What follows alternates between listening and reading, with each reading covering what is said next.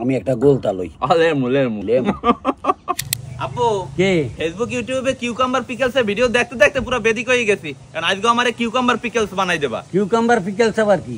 ওই যে শসার আচার, তুমি দেখো না ভিডিওতে? ও হেইয়া শসার আচার, তোরে আজ এখনই আমি বানাই দেব। শসার আচার না, কিউকাম্বার পিকলস। ইংলিশ কইলে স্বাদটা বেশি পাওয়া যাবে। আচ্ছা তাই লও লও লও লও। কিউকাম্বার পিকলস ওরফে শসার আচার বানাইনার পানে প্রথমে শসা কাটটা বয়মের মধ্যে ঢুকাইতে হইবে।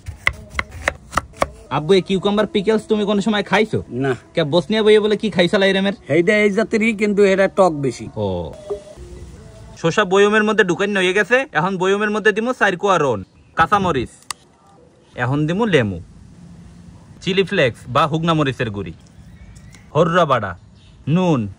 এখন বয়মের অর্ধেক পরিমাণ ভিনেগার দিতে হইবে, কুসুম গরম পানি।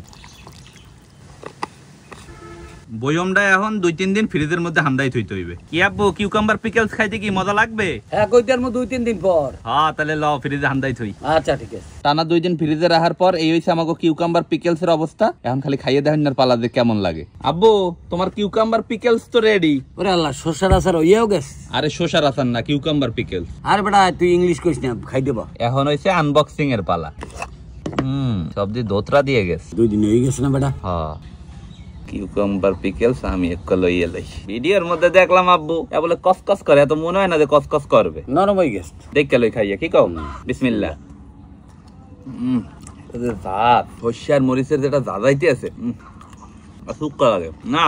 মাছ মরিচ আছে তো এককালে খারাপ না। এটা যদি আমি 10 রেটিং দেই, 10-এর মধ্যে 7.5 দেবো। আব্বু কত দেবা? আমি 7 দেব। মোটামুটি মজা, আহামরি মজা না। একবার হলে ট্রাই করা যায়। এখন সবার মরিচ স্বাদ তো সমান না, হয়তো আপনার দ্বারা বেশি ভালোও লাগতে পারে। আমি একটা গোলতা লই। লেমু লেমু লেমু। তাইলে গেলাম আপনারাও বাড়তে পারে এরমের কিউকাম্বার পিকলস বানাই খাইতে পারেন। খাইতে গেলাম মোটামুটি মজা।